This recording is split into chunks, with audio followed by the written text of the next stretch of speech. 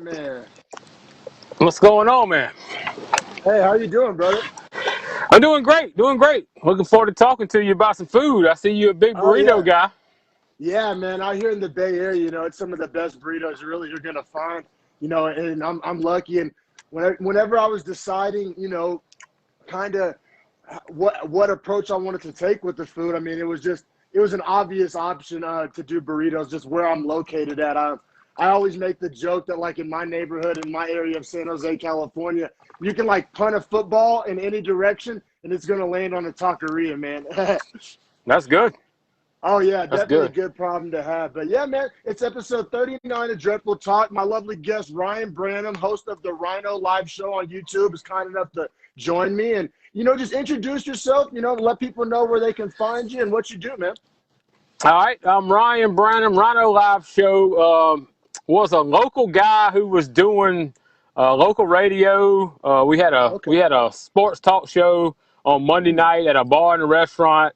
My partner Tyler, we did local sports together. The local radio station would do live sports, so we did baseball, softball. I did some football, but then we did our own sports show on Monday nights. Well, then he got a promotion to a bigger radio station in the upstate, and it kind of did away with that, and I was looking for an outlet. So me and him had talked about, you've probably seen the guy from Barstool Presidente doing the pizza reviews all over the place. Yeah. So that kind of inspired us. We talked about it. He's a big pizza guy. I'm not as big a pizza guy, but I'm a traveling sales guy. So I was like, let me find the best hot dog. Hot dog is pretty southern. A lot of people like hot dogs. So that was the origin of my channel, was finding the best hot dog I could find. And then it got to be where I got tired of eating hot dogs every day. So then I just went into like the best barbecue, the best fried chicken, the best pizza, breakfast, dessert, whatever it was. And then I got friends of mine who work at companies that would give me like beer. Like I used to work at Budweiser actually. So guys would give me like samples of the new strawberry lime lemonade, hard lemonade or whatever it was, and I just rate them on my own, or maybe new like body armor or something like that. So some drinks and some food, some alcohol, and then YouTube's kind of hard. It's kind of hard unless you're in there and you got that big following to kind of grow. Yeah. So I'm experiencing that myself. Yeah, I mean, it's been 2 years or so. I got like 1,400 subscribers, but I still don't get the views that I would like. So I went to TikTok and just started a channel. And one day I had 7,000 followers. I went to a place called Ruth's Drive-In, which was a meat and three. I got a pork chop, potato salad, macaroni or something, and sweet tea. I always get sweet tea. And all of a sudden, my subscribers went from 7,000 to 13,000 overnight, and now they're like 18,000. So it's a cooler format because people don't have to search for you. They just kind of scroll through TikTok, and you pop up, and if they like you, they follow you, and you get a lot of feedback. And everybody likes to eat. Everybody's got an opinion on what's the best. So like if I go to a barbecue restaurant like I did Saturday, everybody's like, nah, you need to go to Ward's, and you need to go to Sheely's, and they way better fried chicken, or I like this kind, or they get, so it's kind of an interactive thing, and I really enjoyed the TikTok. Man, yeah, no, that's so cool. Yeah, that really is cool, and I definitely relate to that. Doing my burrito reviews, I'm in a lot of like burrito Facebook groups and like Bay Area food groups and stuff like that, and I'll ask for like suggestions, and I love whenever I get to interact with locals, that have been there a lot longer than me, because I moved to San Jose in 2016, so I'm coming up on like 5 years, and like my family's from that area and everything. I have roots there, but you can't beat somebody who's lived in that town for 20, 30 years. They're going to be able to tell you where to get some of the best food at, man. But yeah, so I'm originally from Norman, Oklahoma, where the University of Oklahoma is, and so I've been out. Yeah, man, I've been out in San Jose for about 5 years now, and I love it out in California. I absolutely love it. But the one thing that you just really can't find out here, like real talk, is that good Southern food, man. You can find some weak imitations, and there's plenty of other good food, like, all the ethnic food, the Thai foods, the sushis, the Indians. I love all that stuff, but man, that good old Southern, food, man, I pretty much have to make it myself when I want the real deal. So Yeah, finding your channel has been amazing. I just drool and kind of just, you know, I live vicariously through you, man. yeah, that's the thing. Like, you know, it's hard to find good fried chicken. Like, there's fried chicken and there's really good fried chicken and biscuits and macaroni. Like, there's a lot of instant macaroni, but there's not like grandma made macaroni, like potato salad, like beans, corn, you know. And Oh that's the thing man. about where you're at, though, where what I love is more the authentic Mexican. And this coming up, we're getting some around, you know, we got San Jose, like chain restaurants like San Jose's, which is rice, beans, and whatever taco burrito. It's basic. It's all right. People, you know, I'll say this because I am one, but regular white people just love that stuff, man. They just like Yeah. they go drink a Mexican beer or a margarita, rice, beans, chips and sauce, and maybe cheese dip, and they satisfied with that. But they don't know that they know we got a couple of places about 20 minutes from here that make authentic. You know, they cook the meat right there, pastor or Oh whatever. You yeah. know, carne asada, and then it's got like they put the corn, the cheese, the guac, all the ingredients. Like these people don't like guac. Like they're afraid Oh of man. guac because they don't. Oh You know, they're man. just like ugh. They just want the basic, some rice, some refried beans, and a taco. You know, Yeah. and that's what they know. It's new. The authentic is new here. And we got a couple of little markets that make beef tongue and stuff like that that I scares away saw that. most people. Yeah. So I mean, it's interesting. I like it. I like trying anything. I love sushi. Only thing I don't eat a lot of is like freshwater fish. I mean, I fish a lot, but I don't eat bass or brim or anything. I will eat seafood, but I just don't like freshwater fish. I just never have. But anything else that you other than like chitlins, I'm game for, man. I Yeah, mean, yeah, I feel you. The list of things I won't eat is a pretty short list. right. I feel you. I like trying new stuff too as well. But yeah, man, it's funny that you mentioned the bar stool. You know, Dave, he was also a big inspiration for me because, you know, he's more on the East Coast. And, you know, East Coast is known for the pizza and everything in the Northeast. And, you know, like I said, I was just looking around my neighborhood and there's a badass taqueria on like every single block almost. And I was like, well, it seemed like the obvious choice, and it's been a really fun just journey. Because like you said, people are opinionated, like, oh no, you haven't tried this place. This place is way better. Um, when what would you say South Carolina is most known for? Is it the barbecue? Yeah, I would say barbecue. You know, it's pork and chicken both, but yeah, barbecue because South Carolina and North Carolina got this rivalry where it's like mustard based or Yeah, tomato based sauce or now vinegar's kind of taking over North Carolina. So those people up there in North, they're not mustard based. They think mustard based is gross, and then down here a lot of people don't like tomato based. I don't like tomato based as a rule. I'll eat it, but I prefer mustard because that's what I grew up on. But now I'm hot pepper vinegar. That's my favorite if they got okay. it. But I mean, yeah, I think probably, it depends. There's a coastline that runs, from North and South Carolina. So there are some good shrimp and crab and stuff like some fresh seafood. But if you're inland and you're just driving, if you drove a straight line from the top of North Carolina down, you're gonna run into more Bob's Kitchen or Martha's Kitchen or Greasy Spoons left and Yeah, right. And that's what I like about my channel is I get that. Have you been to like this hole in the wall town? Have you been to Lydia? I was like, nah, man, they got a so and so. They make this breakfast and this for lunch, and there's so many little small mom and pops, and that's what my TikTok channel is pretty much is all mom and pop.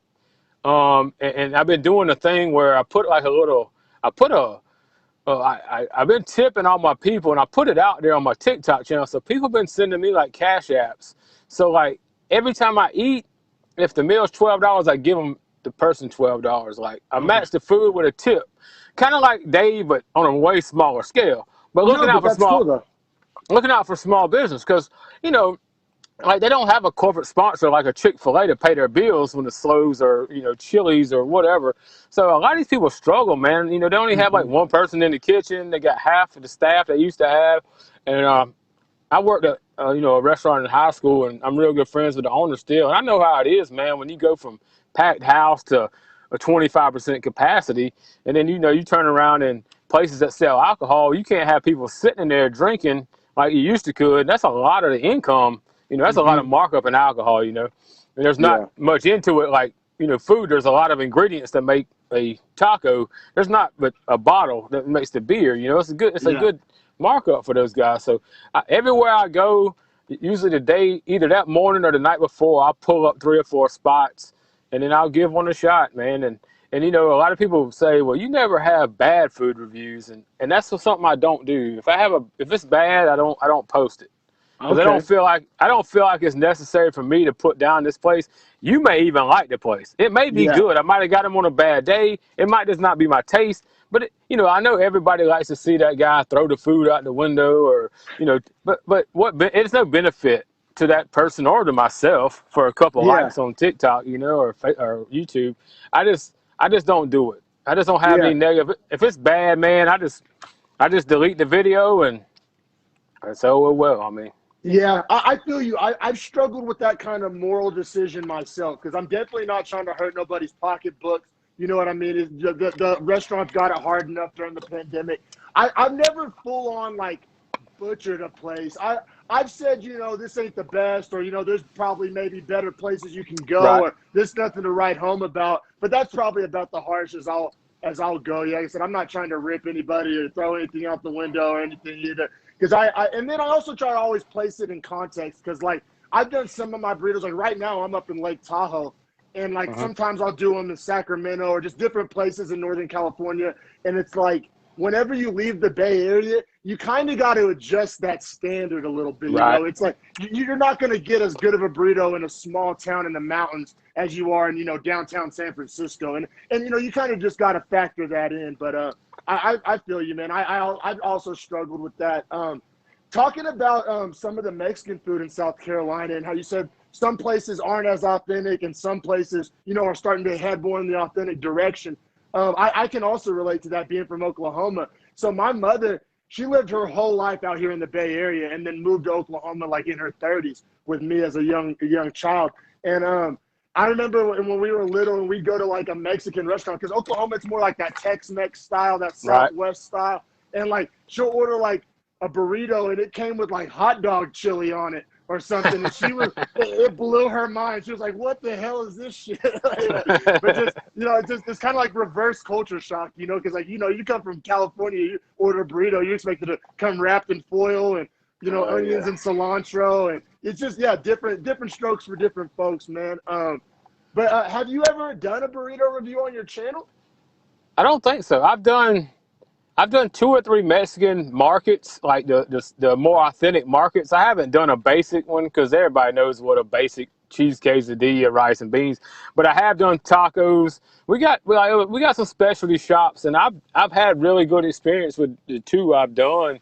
And the one with the cow tongue, I kind of played it off. It wasn't for me. You know, everybody says you got to try the lengua taco. I was like, I tried it. I don't know if my mind was in the way or my taste was in the way, but either way, you know, but I haven't really we don't have a lot. We've got a lot of Mexican, like I've said, but it's a lot of chain stuff and it's a lot of basic stuff. And Yeah. like I said, white folks don't have a problem with it, man. If you give them Yeah. chips and salsa, you know, and you give them anything with rice or beans or something like that, there's very few people they just want a basic meal. It's like most of this like Mexican is like a McDonald's version Yeah. of Mexican. It's like a burger fry kind of thing. Now, like I Yeah. said, we do have a couple that are solid. We've got more in Colombia, and then maybe in the bigger cities, more authentic moves in. And you know, it's progressive. I mean, a lot of Yeah. people are kicking, you know, the newer age kids are kicking into a new territory of trying different things and then healthy things. And Yeah. that's a good thing about the one we got, Tacos Nayarit is what it's called on Percival. It's all fresh stuff. You know, Yeah. it's all Yeah. fresh stuff. Like you said, cilantro and Yeah. fresh ingredients, sliced, you know, tomatoes and pico stuff that was cut that morning, not some, you know, like Subway where it's out of a bag that was, you know, freezer sealed or whatever. So Yeah. we've got a few, but nothing like you guys have, and nothing like, I'm sure, like your food trucks and stuff where, Yeah. you know, it's great. Yeah, man. Yeah, it really is just kind of the region. And the United States is so big. People forget that, like, all of Europe could probably fit just in like the Midwest. You know what I mean? Like the United Right. States is so big. And like Right. if we were in another part of the world, we would be different countries instead of all states in one country. So the True. regions vary greatly. Yeah. Man, I wanted to ask you about that Carolina mustard barbecue, man, because, well, I say I've had it once. I've never had the real deal, obviously. I've never been to the Carolinas. You're making me want to, check it out. But I want you just to kind of describe it, because I had like a California version of California or Carolina mustard barbecue, and I loved it. It blew my mind. Like, I never even knew it existed. I just had normal brown barbecue sauce, whether it be Yeah. sweet or hot. And then the first time I ever had this because I'm a mustard guy, bro. Like, I love mustard, spicy mustard, brown Me too. mustard. I'm a mustard guy, like over ketchup just in general. And so whenever I didn't even know mustard barbecue sauce was a thing. And the first time I tasted it, like I said, it wasn't the real deal. It was like a California version. But, man, I loved it. It blew my mind, man. Just kind of, educate the folks out there about that Carolina mustard barbecue. A lot of folks, especially out here on the West Coast, don't even know that exists. Like North Carolina, South Carolina, it's like the baseline. Your basic ingredients either mustard or ketchup, and then you Yeah. put your other stuff in. So it's a yellow. It's a kind of thick. It's not thick as mustard, but it's it thins out with mostly vinegar. A lot of time red pepper. Depending on how some people have it spicier than others. Some just have a straight mustard with a little bit of vinegar in it, a little taste, and it's thin. And then some spice it up and put cayenne or crushed red pepper in there. But it's all like the basic ingredient, and then whatever you put else in it. And the stuff you're talking about, most of that brown sauce is ketchup based, with our barbecue sauce, either one. It's one of the two. And most of it is like a thicker ketchup. It's red, it's brown, and they put the ingredients. But that's just like the basis of what you use it of. And there's a guy down the road here. He uses ketchup, mustard, and vinegar and water. That's his baseline, and it's some of the best. And you can taste it all. It's like it's kind of like biting into a cheeseburger where you can taste some ketchup and taste some mustard, but it works just right. He's got it. It's more ketchup than mustard, and he told me. I said, well, what's in it? He said, well, I can't tell you what's in it, but I'll tell you it's equal parts ketchup, equal parts water, and then the rest of the stuff. And I was like, all right, but it's a more of a light brown color maybe, so you can tell it's got mustard and ketchup in it. But everybody's got their own way, man. I got some in my fridge that's orange. That's homemade stuff that people make, or some that's bright yellow like the sun. It just depends on what else you put in it. I mean, and there's white barbecue sauce, and you may have seen the Alabama sauce is white. I've never heard of that. That's crazy. We got a place called Home Team Barbecue, and that's how they make their ribs. They grill their ribs, put them out, and they splash it with this white Alabama barbecue sauce. And it's got a good taste to it. So I mean, I think if you like food, like I'm sure me and you do, we both adapt to whatever you put on it. I mean, just give me the meat, and I can take whatever you put on there, man. As long as it ain't gross. I feel that, man. I feel that. Like I said, I definitely want to go more into that mustard sauce world, because I've only had it once in my life, and I really liked it. Such a different change of pace when all you've had is that typical brown, generic barbecue sauce. It's a really nice change of pace, man. Let me ask you this, man. What have you? All right. So when I first moved out here to California, every time I'd go to somebody's house for a barbecue or family or whatever, they would always throw a tri-tip on the grill, and tri-tip. It's all about tri-tip out here on the West Coast. And I had never even had tri-tip before coming from Oklahoma, and I didn't understand that the tri-tip, like the cut of the meat, like when you butcher a cow, you pretty much got to make a decision if you want brisket or tri-tip. It comes from like the same part of the cow, but out here it's just like a cultural thing. They tend to lean more tri-tip. But me personally, man, I'll take good brisket any day over a tri-tip. Tri-tip to me, it's like I can get roast beef, I can get prime rib. It's essentially already a thing that exists. Like I don't need to ruin a good brisket. I can go get a roast beef or a prime rib if I want that, in my opinion. Right. Yeah, and man, brisket's a thing. It's like for us, you pretty much got three options on the grill. You're either gonna go pulled pork, which is usually a butter or shoulder. You're gonna cook it for however long, chop it up. Usually you chop it or pull it. I like mine chopped, because if you pull it, a lot of times you end up with big. If you get a sandwich and you got a big piece like this, and it's hard, you pull the whole sandwich out. So I like mine chopped up. But you got that, you got ribs, and then you got brisket, and then anybody can pretty much cook a shoulder or a butt. It's just a time thing. And then ribs are the same way if you know what you're doing. But brisket, you gotta know what you're doing to make a good brisket, man. And I got some buddies of mine. They tailgate on the Tennessee River for all the Tennessee volunteer home games. Oh, They got it nice. down pat. I mean, Oh, they know. You know, for breakfast they got jalapeno cheese grits, and then they might have ooh. a brisket. They might have chicken ball. They may have chicken and dumplings. They do the whole thing. It ain't like a go to Bojangles and get a 12-piece chicken box as a sweet tea. They really do the whole thing. So, you know, brisket is that's something that we don't have a lot. And you don't get a lot of it around here. Like, you gotta really know what you're doing. Like, you know, we eat pork chops all the time. We eat steak all the time. We'll eat, you know, burgers and we eat chicken. But a brisket is a you gotta really trust somebody to cook a brisket, you know, because that's a different cut of meat, you Yeah. know. But I mean, like I said, that place, Home Team Barbecue, they sell brisket tacos and brisket. Certain days they have just Ooh. sliced brisket. It's hard to beat, man. It's Yeah, man. something special about a piece of brisket. Hmm. Yeah, that's Yeah, probably definitely, something. man. That's something I eat less than a lot of the rest of it, but it's one of my favorite. Yeah, yeah, it's done right. Shout out, I have a boy in Oklahoma named Derek. Shout out Demo Smoke Shack. He makes some mean briskets. Wanted to shout out my boy Demo Smoke Shack. But man, let me ask you this: when you're doing a burrito review, whenever you go to like sit down and you're doing a burrito review, obviously you try to enter it with an open mind. You know, you don't want to judge it before you taste it. How how much of a factor, how much do you factor in the sauce? Like, say a place has a kick-ass barbecue, good flavor, good texture, but say their sauce isn't hitting. How much does the sauce factor in the review? Or if a place, you know, the barbecue's mediocre, but their sauce is freaking, you know, hitting, you know, how much does that factor in?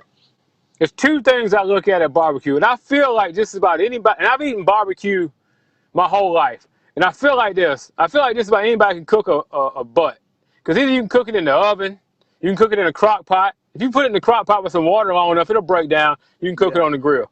So it's not hard to cook it. So, you know, I've always said there's two things. There's only two factors of barbecue for me: is if it tastes like smoke and if the sauce is good. Because Okay. I feel like me, you, anybody else can Google put Boston butt in the crock pot on medium for 8 hours, throw a cup of water in there. It's gonna break down. So you're gonna Yeah. have pulled pork. And I've made barbecue we had a polo match at our horse thing down here in Camden one time, and I didn't have time to cook a butt that long. I put it in the crock pot, cooked it up, broke it up, sauced it with a place called Sheely's barbecue sauce, and nobody knew anything. They ate that, both pans was gone, and they never knew it was cooked in the crock pot, and I never told anybody. And from that point on, I knew that pork pretty much tastes like pork, as long as you don't overcook it or burn it or you know, make it bad. So just making a butt, no big deal. But if you can put some smoke on there, if I had barbecue from a guy said he was from Texas, a Texas barbecue, and I ate it out of a styrofoam container, and I felt like it was so smoky. I felt like I had to take a shower because I felt smoke, like I'd been standing on the grill. It was that smoke. He had smoked it up so much that I felt like my clothes had smoke in them.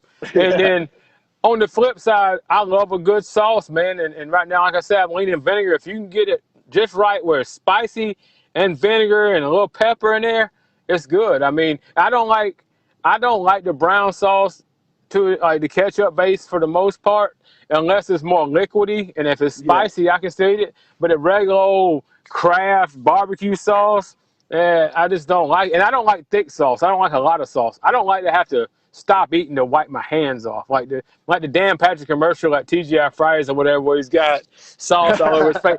I don't want to get dirty like that. Like when I cook my ribs, I sauce them at the end, let them finish up for 30 minutes. I want that sauce to be on there. I don't want it to come off on me. Yeah, So yeah. yeah, smoking I'm the sauce is same the way. biggest two. Nice, nice. Yeah, I'm the same way, man. Like, the sauce should be like an accent, you know. It shouldn't be like junk. It's not like a chicken wing, you know. But Right, I feel you, man, because like I know it's kind of hard to relate barbecue and burritos, but I kind of struggle with that too because every place has their own different salsa, right? And so right. it kind of is similar. And like I definitely ran into it where it's like, damn, this burrito's mediocre, but if this was the salsa review, this place would be getting a high score. And Right. I've had it the flip side too, where it's like, damn, this may be the best damn asada I've had, but this sauce is weak. Like, is this out of a can? You know what I'm saying? So Right. you know, with the burrito, it doesn't kind of factor in as much. I gotta say though, when I know I'm eating a good burrito is whenever I'm ready to give a score and I ain't even tried the sauce yet. You know what I'm Right. saying? Like, if a burrito can be so good that you forget that, like, you know, it even needs sauce, you know, that's usually a good sign. I've had people comment that and said, "Man, you didn't even swallow the food, and you was always saying it's good." I was like, "Well, I know, man. I mean, I know Yeah. what I'm looking for. So if I take the first bite and it really talks to me and says, man, I want to eat the rest of this,' and you know, and like I say, there's some that I eat and it's plain Jane, and then you know, I mean, I still put on a good face for them and give them like a 7.5, which Yeah, yeah. ain't good, but on my scale, which people don't understand, like 7.5. It's not good, but I'm not going to dog you. But you in the 8.5 to 9.5, you know I loved it. And if you get above 9, you know I was taken back by it. If you get 9.5 or better, that means I'm telling you how much I love this place. You know, so I uh, feel you I, on as far as the scores go. Like, I try to do it. My scale is like in the sevens. It didn't suck. Like, this is good food, but it's right, not amazing. Like, it's in the sevens. It's solid. Like, I'm not gonna knock you, but you know, it's not. I probably might not be back. If it's in the eights, you're added to my list of spots that are right. legit. And then if it's in the nines, I think I've only given 2 spots of nines. I'm like 20 burrito reviews deep, and I've only given out 2 nines. So maybe I'm a little stingy with my grades, but those nines, man, I'll put those nines up against any burrito in the country, man. So like, Well, I want my nines to stand for something. mine's like 7.5. I'd eat it again if you bought it, but I probably wouldn't buy it. And then 8.5 is I would buy it again. And anything above 9, I would drive 30 minutes to eat there. Like if you Yeah, said, "Hey man, let's eat," I'll drive out of the way because I've got a lot of options to eat here. But I'll yeah, drive 30 minutes because it's better than the one that's 15 minutes away. So you know, hell yeah. and a lot of people ask about that stuff. For me, I know you guys probably don't have a lot of this out there. I've been to the West Coast and they didn't. Sweet tea's big for me. Like that's my go-to. So it's like meat and 3, sweet tea. And if you got instant sweet tea, it kills your score for me because I love sweet tea. You know, and then you know, then different sides are more country, like potato salad. You know, if you got potato salad and it's really good, you're getting big score. Fried okra or any kind of okra and beans Ooh, and corn. I mean, I love that stuff. That's what I grew up on. So if you're coming with that kind of stuff, if you got French fries, I can't really get excited about it. I can get French fries anywhere. You know, if one of your sides is something basic like that, or and a lot of these delis around here doesn't have the only option is a deli meat sandwich. It comes with chips, like plain white chip, you know, Lay's or whatever. I don't want that. Like I don't yeah. want Lay. Give me pasta salad, man. You give me pasta salad, I'll eat that. Ooh, And yeah, you know, yeah, whatever. I don't want plain chips, man. I'm not. That's as basic as it comes, and there's no yeah, way for me to grade that. I mean, that's the plainest of plain. I can't. And there's some fries that are better than others, but it's still fries, man. I'd rather yeah. have Oh you yeah. give me potato salad, give me pasta salad, give me corn. You know, something that you cooked. You know. Man, you know something that I never had until I moved to California? It's real big out here on the West Coast, and I didn't even know it existed. I'd never even heard the term when I lived in Oklahoma. Hawaiian barbecue. Hawaiian barbecue is real big out here on the West Coast, and man, the Hawaiian barbecue spots have some good pasta salad, man. If you like pasta salad, I know you probably thought the meat's good too. It's different. It's mainly like chicken, and it's kind of hammered out flat, and it's got a good texture and taste. But it's not what I would consider barbecue. It's kind of a misleading title. But Yeah. but man, if you ever see a Hawaiian barbecue place, man, their pasta salad always slaps, man. There's one in Augusta, Georgia. A matter of fact, I pulled it up when I was down in Augusta one day, and it was closed that day. And I said Hawaiian barbecue. I assumed it had like fruits and vegetables or something, like pineapple juice in it or something. I didn't know what would be in it, but I'll definitely keep that on the list. It's a place called Hawaiian Barbecue. Yeah, man, So Hawaiian barbecue. Like I said, I never even knew it existed until I moved out here me to either. California, and but like I recommend the chicken. If you usually if you go to a Hawaiian barbecue place, they'll give you a bunch of chicken, and it's like it's got a really nice texture to it. I think it's usually thigh meat, and then Okay. they'll give you a big old scoop of pasta salad, and then some sticky white rice, and so it's weird. It's kind of like a fusion. You get a little bit of that Asian, a little bit of the American, and it's a unique little flavor blend, man. But Well, yeah, that's man. cool. As far as like real barbecue out here on the West Coast, man, you gotta know somebody with a smoker, essentially, man. Like the restaurants, I mean, I'm sure there's some place out there, but you gotta do a deep dive, man. You know, it's not like you're just gonna drive down the street and see barbecue everywhere. I mean, I've had a few decent little places, but just something about the South, man. I don't know what it is. Something in the water or what, but something about the South. They know their barbecue, man. What's most prevalent out there? Is it tacos? Is that if you went down the street, is that what you mostly would see? What is your if you go 10 miles, what are you seeing most of in California? Yeah, man. So the location I'm at, I'm in San Jose, California, in the southern part of the Bay Area. So the Bay goes, it's like a triangle. It's San Jose at the bottom, San Francisco up here, and then Oakland across the bay in the east. And so it's like a little triangle. It makes up the Bay Area. But so I'm down in the southern part of San Jose, and man, so San Jose's main demographics are Latino, and there's also a very, very large Vietnamese population. And dude, have you ever had a banh mi sandwich? No, never heard of it. Oh yeah, so it's spelled, it's a BANH space MI, banh mi. It's a Vietnamese term. And man, if you ever in a bigger city or find yourself on the West Coast or whatever, man, I highly recommend trying out a banh mi sandwich, because if you know the history of the country of Vietnam and that region of the world, it's heavily French influenced. The French colonized a lot of it. So they're made on French bread. It's a Vietnamese sandwich, but they put like the Vietnamese ingredients inside a French bread roll. And oh man, it's pretty good. So you'll see a lot of those places, banh mi / pho, like the soup pho. You'll see a lot of those places. And like I said, man, you can throw a baseball in any direction, and you can close your eyes, do a baseball bat turn, and throw a baseball, and it's probably going to land on a taqueria, man. And that taqueria is probably going to be damn good. So yeah, those are the two main things you'll see a lot of. A lot of sushi places, a lot of Vietnamese places, a lot of Mexican places, and then you see your typical chains and stuff too. But yeah, man, like I said, as far as like barbecue and fried chicken and shit like that, man, I got a funny story to tell you. So there's this place in San Jose, and I love this place's breakfast. Some of the best breakfast you'll ever get. So I'm not ripping them, but I guess I kind of am in this one department because it's a good restaurant. I like it, but it's called Southern Kitchen. So it's like it's literally meant to be like Southern food, right? But it's funny because you go in there, and I mean, everybody, there's not a Southern person in there. The whole staff is Latino. But that's cool. No problem with that. But I ordered the catfish because, in Oklahoma, I don't know if you know this. If you ever find yourself in Oklahoma, I know you're not a big freshwater fish guy, but Oklahoma's known for the catfish. And that's what I grew up eating. And so I ordered the catfish. I hadn't had good catfish in years since I moved out here. I was really excited. I ordered the catfish. Bro, tell me why it came out and it was codfish. Like, you can easily tell the difference between saltwater fish and freshwater fish. And they didn't even use the cornmeal or the cornmeal. When you fry catfish, you're supposed to use cornmeal. They use like fish and chips batter and served me some cod. And like they thought that I wouldn't recognize. Like, y'all must have not known you're serving Oklahoma, boy. I recognize catfish a mile away. But yeah, man, I know you said you weren't big on freshwater fish. Does that include catfish? You're not too big on catfish either? Well, I grew up eating catfish too. Matter of fact, the town I live in is home of the Catfish Stomp. They have a parade every December. And we grew up, we catch catfish. I mean, we set lines, we fish. The river is down the way here. We catch them.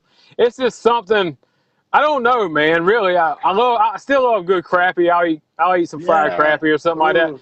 But like bass, we bass fish a lot. I don't keep any. Brim, I don't. Catfish, I will. If somebody cuts them up in nuggets and breads them and fries them, I'll eat them. But it's just not something, I don't know, man. I ate so many when I was a kid. I don't know if it turned me against it and I like something else. But usually we'll have fish fry once or twice a year, and I'll eat hush puppies and I'll eat fries. And then buddies of mine will have like crawfish or, shrimp or something else. And that's what I usually eat. I mean, it's just not a preference for me, but I'm not against eating it once in a while. For sure, man. I get that for sure. I think I just miss it so much. I bet if I ate it a couple times, I'd get it out of my system. But it's just, I've actually made it a few times myself. The only kind of close I can get to real Oklahoma catfish is when I make it myself. Man, I noticed you used to work for a beer company. I've seen you do some beer reviews on your channel. What are some of your favorite beers? What kind of, are you more of just kind of a plain Jane kind of guy? You like any IPAs or anything? What kind of beers you like, man? What is that you drinking right there? Uh, Sierra Nevada Yeah, okay. hazy. Yeah. Yeah, See, hazy little thing. I'm not an IPA guy. I'm more of a basic guy. Like if I go to a bar, I'm looking for probably a light beer. I have been known to drink the porters, and I have been known to drink some stouts. But I don't really care. And like I said, I worked for Budweiser in Colombia for 6 years, and it was always weird, man, because if any of the guys I work with would go somewhere, they're looking at Wiki Weed or Stone Brewing that's in California, stuff like that. Where I'm more like Bud Light, just give me a Bud Light, a Natural Light, a Yeah. Ultra. It's just what I'm used to. I never really advanced into the IPA stage. Now, I mean, they're popular and everybody's drinking them. They just taste like a Glade plug-in to me, man. So, we went to Asheville, North Carolina, and it's a big area of breweries, and like Green Man and Wicked Weeds up there, and a bunch of that Catawba, and me and Buddy was talking about this today. Actually, we had to ask the bartender, what's the closest thing you got to Bud Light? Because these other guys are drinking this $8 high gravity, 10%, 11%, tastes like floral or whatever. We basic old country boys. We just need a Bud Light similar product, but Yeah. Yeah, but man. I actually kind of relate to that. So, like, whenever I lived in Oklahoma, I wouldn't touch an IPA with a 10-foot pole. I was just like, man, give me a Coors Light, maybe a right, Corona, right, And I still like those beers too, but it's so prevalent out here in the Bay Area. Like my friends would invite me to a bar, right? Like, I don't know the bars out here. I'll meet you wherever. I don't know. So I just meet my friends invite me out, and I shit you not, man. It would be nothing but IPAs on the whole menu and shit right. like that. So I kind of had to adapt, and now I actually like it. The hazy, I like the hazy IPAs. The hazy IPA, it's more of like a citrus flavor. Mm-hmm. Some of like the double IPAs and just the more of the regular IPAs, yeah, it tastes like some weird prison brew or something. I don't know, but yeah, the hazy IPAs, and I like that they are a little stronger. If I'm Yeah, drinking, Coors Light, I may need a whole 12-pack or something, but 3 or 4 of these will have you pretty right, man. But that's cool, man. I'm a big beer guy myself, and I find it kind of seasonal. Like in the winter, right, I'm more likely to drink like a heavy IPA, right. and and then in the summertime, it's 100 degrees. Give me a cold Coors Light, and you know what I mean. Right. I don't want something heavy on my stomach, so it I definitely agree. varies for me, for sure, man. But that's cool, man, for sure. I pretty much like it all. I'm not so much big on the dark beers, the stouts and the like the milky kind of dark, like the Nah, coffee me stouts neither. and shit. Me Yeah, neither. it just don't taste like beer to me, which I guess people could say that about IPAs too, but it's just like when I think of beer in my head, that's not the like flavor that comes to mind, man. You know what I mean? And they're I so agree. boy, they're so thick, it's like drinking like a malt or a protein shake or some shit, It man. is, man. Yeah, It for is. sure, man. Man, something else I want to talk about with you, just because Okay. there's not many people out here on the West Coast that want to talk about it with me. College football, bro. You're in South Carolina, big college football region. Listen, I grew up in Norman, Oklahoma. It's a college Oh yeah. football town, and I'm a big diehard OU Sooners fan. And so, like I said, man, are you Clemson guy, Gamecock guy? You're a Gamecock guy. Yeah. See, I grew up. I had an uncle and an aunt that graduated from USC, and they were big boosters. So from the Okay. time I was 7 years old, one game a year, at least one football game a year, they let me go with them. Because they were Huh. hardcore about it. They tailgated the whole nine, and it's unfortunate that I ended up a Gamecock fan. Which I mean, I love it, but I mean, Clemson's been the talk of the town here for the last 5 years. You've seen that. You've seen that versus Oklahoma as well. I mean, Oh it's yeah. it's one of them deals where South Carolina and Clemson went like this. South Carolina won 5 years in a row. Steve Spurrier was the coach. Yeah. Moving up, and then when he leaves, Clemson takes over, and they hadn't let up, and they're up there with Alabama, as the 1-2 every year. Ohio State as well. Oklahoma is in that conversation most of the time, as They well. usually And fall short. yeah, they usually fall short, but like we got Shane Beamer from Oklahoma, is Yeah. the so and I did a podcast or whatever you want to call it today, the problem I got with Shane Beamer and everybody around here is, ready to go. They overly optimistic about it, but he's never been a head coach, man. He's Yeah. been a coordinator. He's been, and I kind of reference it to like where I've worked. There's guys who are really good at their job, but being the head coach of a major university is the bell cow of the university department. I mean, the athletic department. That's all the money. Yeah. So you Yeah. need to be really good. He's a good guy. He's a good recruiter. He's good special teams. He's good this. But man, you're the CEO now.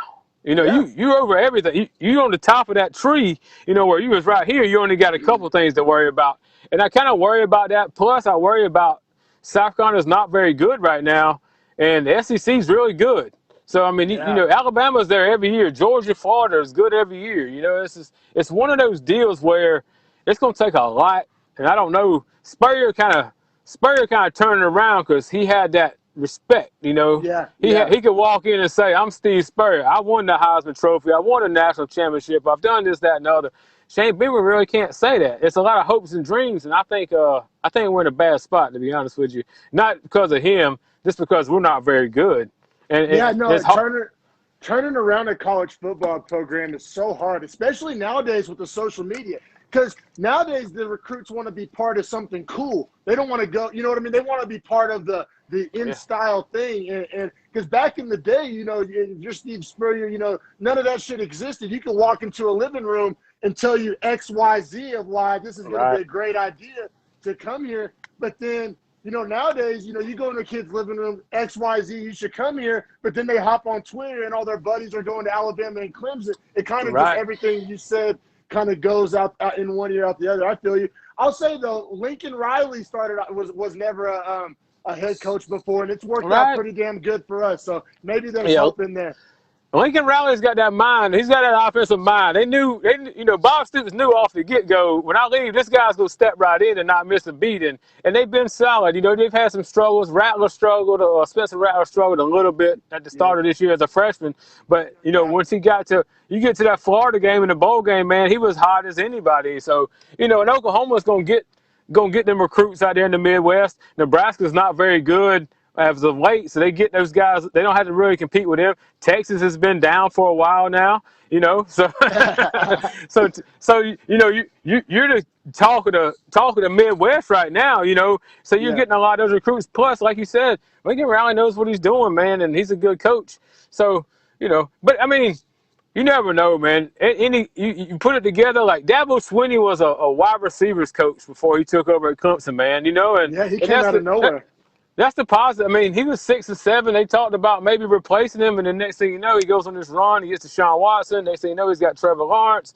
He got some defensive guys, first rounders, and they're good. But you could talk football in the South year round, man. It ain't got to be on TV to talk about it because SEC Network runs 24/7, 365, and people want to talk about it, man. And so I'm happy to talk about it with you because the Bay Area is so weird with college sports because there's so many pro teams. I mean, no matter what the sport, in baseball, there's the A's and the Giants. In football, well, there was the Niners and Raiders. Now the Raiders left. And then there's the hockey. There's the Warriors in basketball. There's so many pro teams that just kind of there's not enough like bandwidth left for college sports because we got Cal Berkeley, where Aaron Rodgers and Marshawn Lynch. I mean, a decent historically program, but nobody gives a shit. Same thing with Stanford. We got Stanford right there in Palo Alto. John Elway, Andrew Luck. I mean, but just nobody gives a shit. Like you turn on sports radio in the Bay Area, you're not going to get any college sports talk. As a kid growing up in Norman, Oklahoma. With no pro sports until the Thunder came, college football was everything, man. And I know you relate to that. We don't have anything. They call it the Carolina Panthers, but it's in North Carolina. I mean, it's only like an hour and a half away, but it's still not home to us. Like you said, I grew up with the Braves were 3 hours away. That was my baseball team. That's close. I was a Dolphins fan because they were always on CBS every Sunday. I didn't have a team. The Falcons sucked. So they weren't even on. They weren't even on the other channel, So I ended up being a Dolphins fan, and unfortunately, they sucked for the last 25 years. So, it's one of them deals. And then basketball, you just kind of You know, it was the Lakers and Celtics and Pistons and then Bulls, and then, you know, then LeBron comes along, and then, you know, it's Cleveland and it's the Heat and the Lakers. You just kind of pull for players because you don't, you know, and then, you know, when the Hornets came along, it was really good that we finally had something to watch. But then again, like I said, it's an hour and a half away and it's North Carolina. So you just Yeah. kind of, if they're good, you pull for them, and if they suck, you act like you've never heard of them before. So. Yeah, no, exactly, bro. That's how it was like before we got the Thunder, like Oklahoma fans were split with basketball because a lot of them were just Mavericks fans. You know, like Dallas is only like 3 hours from Oklahoma City. So a lot of people just kind of default went with the Mavericks, and a lot of them, you know, went with the Dallas Cowboys too. But you would always, because Oklahoma and Texas has a big rivalry, kind of like North Carolina, South Carolina. So you would always have those people that was like, you know, screw Dallas, or, you know, I'm not going to root for no Texas team. So yeah, I'm big Thunder fan now that we got the Thunder. That changed a lot of stuff in Oklahoma, kind of legitimized Oklahoma City in a lot of ways. Pretty cool process to see just how that, like, it's more than just the team, but since the teams came, Oklahoma City's like transformed and blown up, and yeah, it's been really cool to watch, man.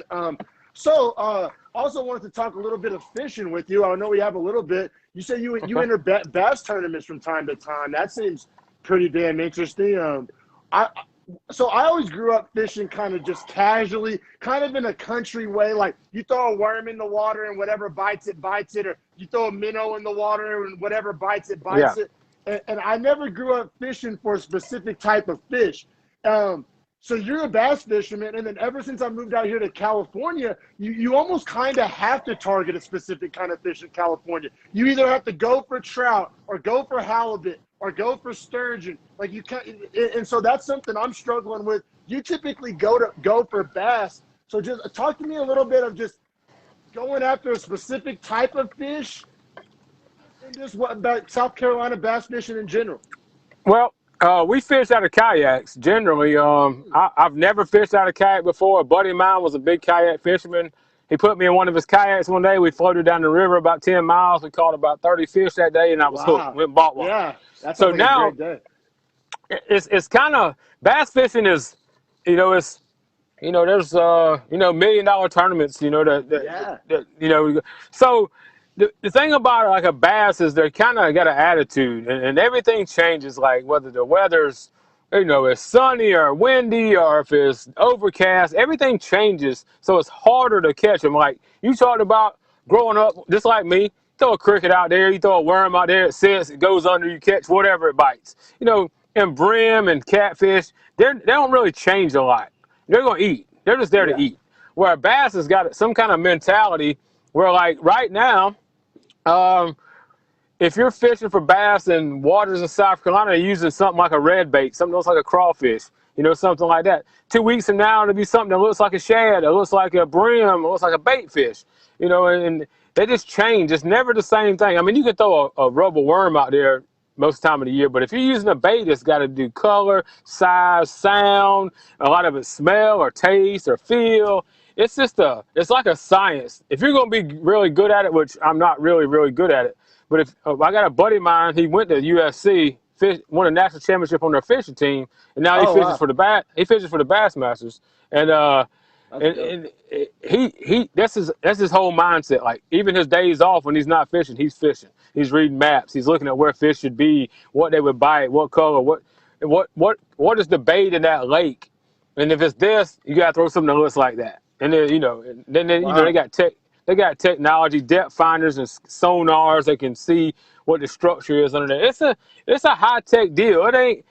And I've talked to a buddy of mine. We fished a tournament last Saturday, and I didn't do as well as I'd like. And I told him, I said, man, I need to just go back to the floating down the river, flipping it like I don't care, drink a beer, you know, put the music on my phone right there. And if I catch a fish, great. And if I don't, because once you're trying to do it for money, you know, it's just like anything else. It's pressure. And like I go play golf by myself, and I don't care what I shoot. I'm just having a good time riding around in the cart. But if you start trying to grade yourself on it, you're always going to not be as good as you like to be. Same with fishing. I mean, so it's going to be a bad day. It's going to be, you be pissed off about it. I don't want to be pissed off.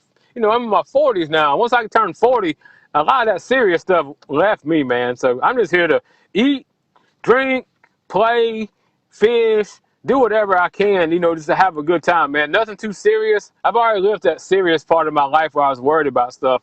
Now I'm in a good place where nothing really matters, man. I just thinking about where my next food's gonna come from, and the next game I'm gonna watch, and I'm playing golf tomorrow, so I'm happy about that. That's beautiful, man. Hell yeah. That makes me happy to hear. Put a big old smile on my face, man. Yeah, so bass fishing has always intrigued me for this one reason. You alluded to it yourself.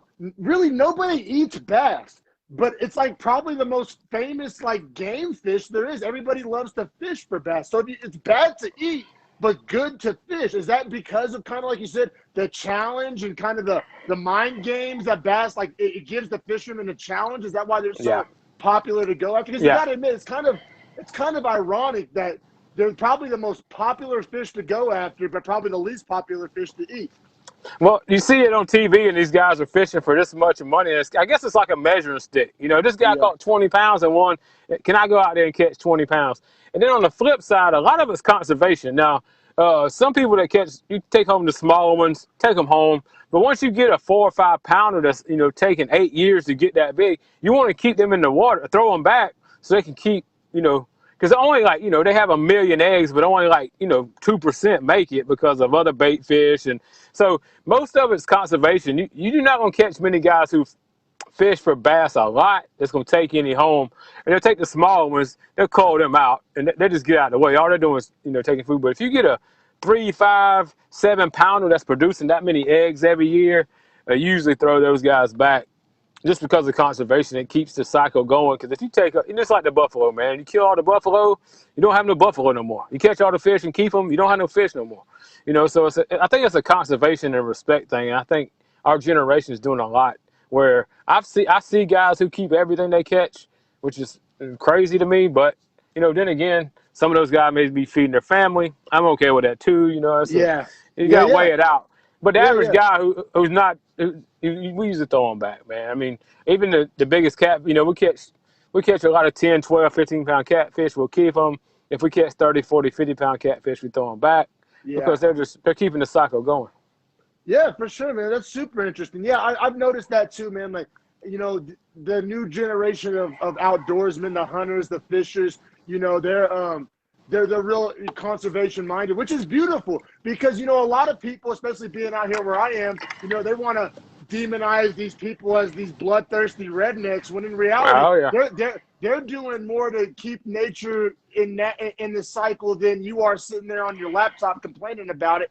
And I feel you like I don't know if you're familiar with Steven Ranella from Meat Eaters and stuff like that. He's more of a hunter than a fisher, but right. I'm a big fan of his and just kind of how he takes that conservation approach and he kind of like shoots down a lot of the negative stereotypes of outdoorsmen, which I really like as well. Just kind of shows people what it's really about. But no, that's awesome, man. All right.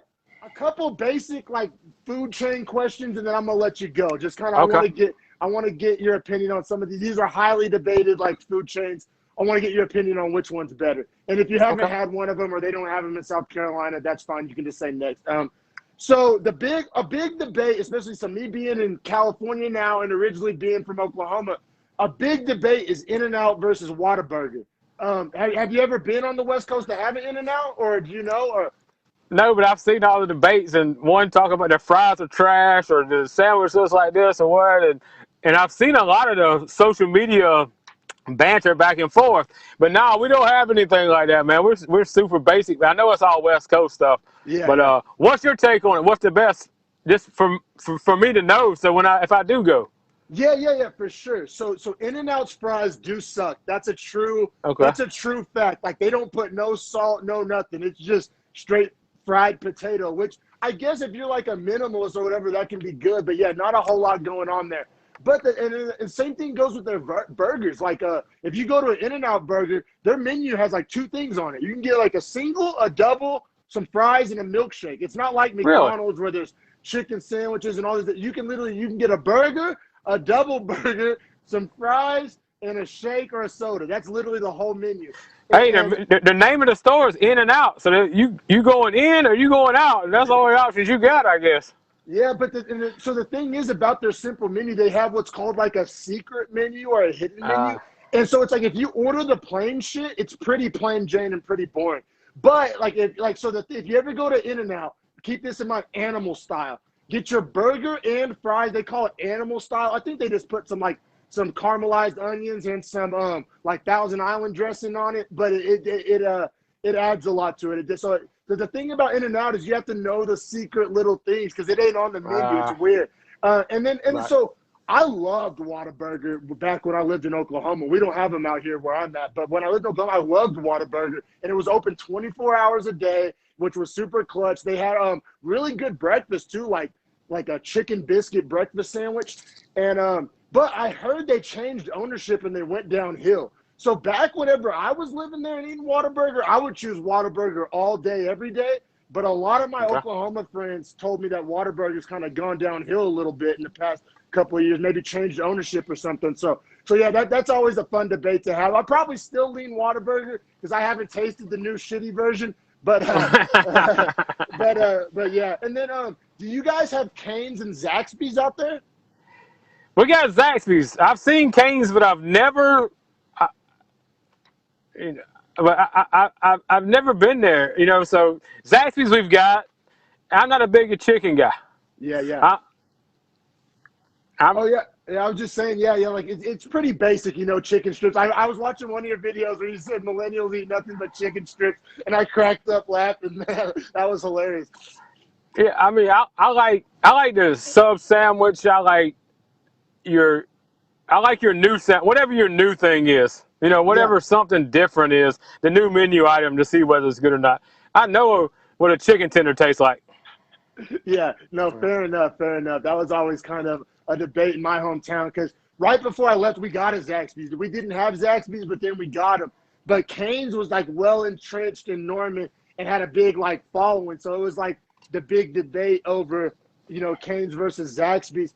The thing I can say about Cane's, like, so people complain that Cane's doesn't like necessarily season their chicken enough.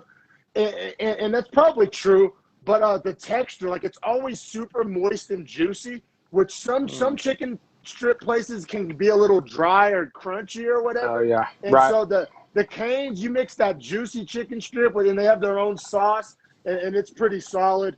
Zaxby's has better sides for sure. Cane's is really just going to be like fries and coleslaw, maybe a piece of toast or something. But Zaxby's has all the traditional kind of Southern sides and things like that. So yeah, I don't know. I'd probably go Cane's chicken, Zaxby's sides if I had to had it my way, man. But man, that's really about all I had for you, brother. It's been an absolute joy talking to you. Thank you so much. I look forward to watching your future videos, and like I said, I really hope everybody watching this goes give the Ryno live show a subscription on YouTube, especially if you like food reviews, if you like college football, if you like NASCAR. My man covers it all. He's got a badass channel. I'm a big fan of your work, man, so I really appreciate your time. Hey, thanks, Dominic. I appreciate you having me on. I look forward to making it to the West Coast and trying some of the burritos one day. Oh, dude, yeah, I swear, man, if you're ever on the West Coast, we gotta get a burrito and maybe throw a pole off the pier and catch a halibut or something, man. We'll do it, man. Oh, yeah, brother. Have a great day, man. I appreciate you. You too.